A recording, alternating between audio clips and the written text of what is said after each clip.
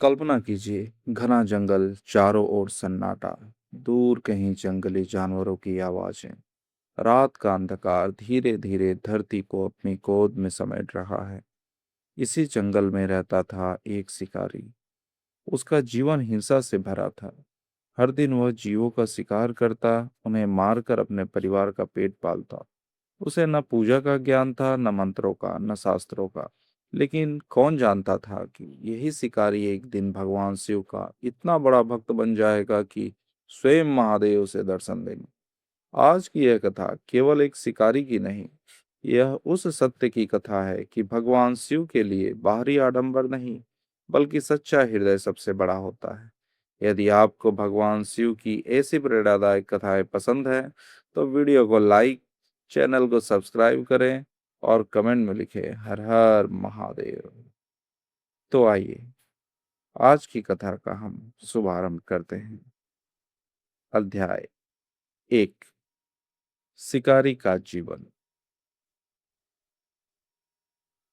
बहुत समय पहले एक विशाल वन के किनारे एक शिकारी रहता था। उसका नाम इतिहास में अलग अलग रूपों में मिलता है, लेकिन उसकी पहचान केवल एक थी। वह जीवों का शिकार करके अपना जीवन चलाता था। वह न तो दुष्ट था और न ही क्रूर बनने का इच्छुक। परिस्थितियों ने उसे ऐसा बना दिया था। उसके घर में वृद्ध माता पिता थे, पत्नी थी और छोटे छोटे बच्चे थे। यदि वह शिकार न करता तो पूरा परिवार भूखा रह जाता। इसलिए वह प्रतिदिन जंगल में जाता, शिकार करता और शाम तक लौट आता। धीरे धीरे उसका हृदय कठोर हो गया। उसे यह भी पता नहीं था कि हर जीव में वही परमात्मा निवास करते।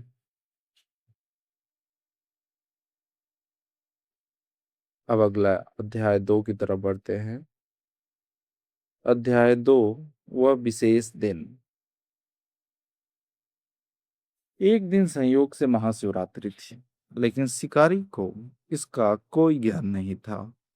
सुबह से ही वह जंगल में निकल पड़ा।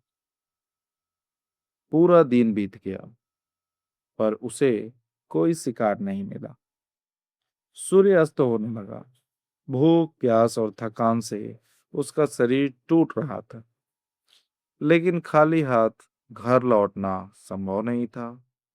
उसने सोचा, आज रात यहीं किसी पेड़ पर बैठकर इंतजार करता हूं। उसे एक बेल का वृक्ष दिखाई दिया। वह उसी पर चढ़ गया। उसे क्या पता था कि उस वृक्ष के नीचे एक प्राचीन शिवलिंग स्थापित था। यहाँ पे अध्याय 2 समाप्त हुआ। अब अध्याय 3, अनजाने में हुई पूजा। रात बढ़ती गई, नींद आने लगी। खुद को जगाए रखने के लिए वह बार बार बेलपत्र तोड़कर नीचे गिराने लगा। हर बार कुछ बेलपत्र सीधे शिवलिंग पर गिरते। उसके हाथ से जल की कुछ बूंदें भी नीचे टपकती रहती। वह पूरे दिन भूखा था, अर्थात उसका अनजाने में व्रत भी हो गया। उधर शिवलिंग पर बेलपत्र और जल अर्पित होते रहे। देवताओं ने यह अद्भुत दृश्य देखा। वे मुस्कुराने लगे। भगवान शिव बोले, देखो, इसे पता भी नहीं है कि यह मेरी पूजा कर रहा है। यहाँ पे अध्याय 3 समाप्त हुआ। अब अध्याय 4, करुणा का जागरण। आधी रात के समय एक गर्भवती हिरणी पानी पीने आई। शिकारी ने धनुष उठाया। हिरणी बोली, हे मनुष्य, मुझे मत मारो। मुझे अपने बच्चों को जन्म देना है। मैं वचन देती हूँ कि लौटकर अवश्य आऊंगी। शिकारी हंस पड़ा। क्या कोई मृत्यु के मुख से वापस आता है? हिरणी बोली, सत्य से बड़ा कोई धर्म नहीं। उसकी बात सुनकर शिकारी ने पहली बार किसी प्राणी की आंखों में भय और विश्वास दोनों देखे। उसका हाथ रुक गया। उसने हिरणी को जाने दिए। यहाँ पे अध्याय 4 समाप्त है। अब अध्याय 5, दूसरी परीक्षा। कुछ समय बाद दूसरी हिरणी आई। उसने भी अपने छोटे बच्चों का हवाला दिया। शिकारी ने उसे भी छोड़ दिया। रात और गहरी होती गई। फिर एक बलवान हिरण आया। उसने कहा, यदि मेरे परिवार ने लौटने का वचन दिया है तो मैं भी लौटूंगा। अब शिकारी के मन में विचारों का तूफान उठने लगा। क्या सचमुच संसार में ऐसे भी प्राणी हैं जो अपने वचन के लिए प्राण देने को तैयार हैं? यहाँ पे अध्याय 5 समाप्त हुआ। अब अध्याय 6, हृदय परिवर्तन। भोर होने लगी। तभी तीनों हिरण अपने बच्चों सहित लौट आए। उन्होंने कहा, हम अपना वचन निभाने आए हैं। शिकारी स्तब्ध रह गया। उसकी आंखों से आंसू बह निकले। उसने धनुष नीचे रख दिया। उसने कहा, आज तक मैं मनुष्य होकर भी पशुओं से गया बीता था। तुमने मुझे सत्य, प्रेम और धर्म का पाठ पढ़ाया है। उसने उसी क्षण शिकार छोड़ने का संकल्प लिया। और यहाँ पे अध्याय 6 समाप्त हुआ। अब अध्याय 7, भगवान शिव का प्रकट होना।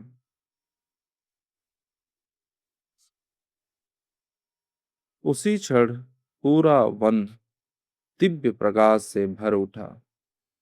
आकाश में डमरू की ध्वनि गूंजने लगी। चारों ओर ओम नमः शिवाय, ओम नमः शिवाय, ओम नमः शिवाय का नाद फैल गया। भगवान शिव अपने दिव्य स्वरूप में प्रकट हुए। माता पार्वती भी उनके साथ थी। शिकारी कांप उठा। वह उनके चरणों में गिर पड़ा। भगवान शिव ने मुस्कुराकर कहा, वत्स, तुमने बिना जाने पूरी रात मेरा व्रत किया है। तुमने बेलपत्र चढ़ाए, तुमने जल अर्पित किया। सबसे बढ़कर तुमने अपने हृदय की हिंसा त्याग दी। यही मेरी सबसे बड़ी पूजा है। यहाँ पे अध्याय समाप्त हुआ। अब अध्याय 8, शिव जी का वरदान। भगवान शिव बोले, मैं मंत्रों से नहीं बंधता। मैं महंगे चढ़ावे से प्रसन्न नहीं होता।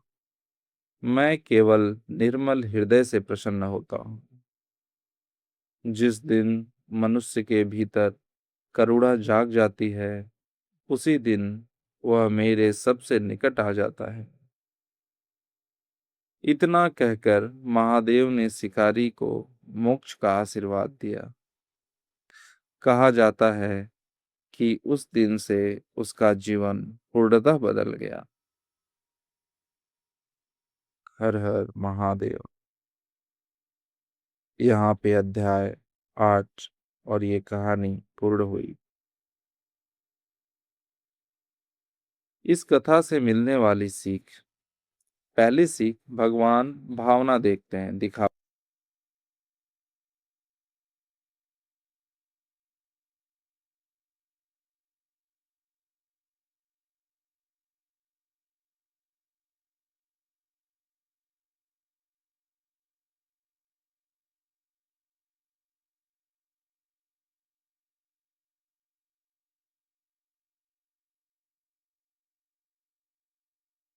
बचने के लिए सबसे आवश्यक है सच्चा हृदय।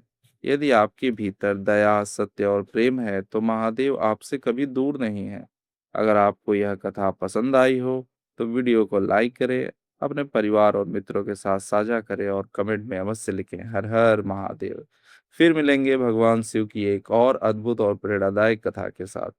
तब तक के लिए ओम नमः शिवाय।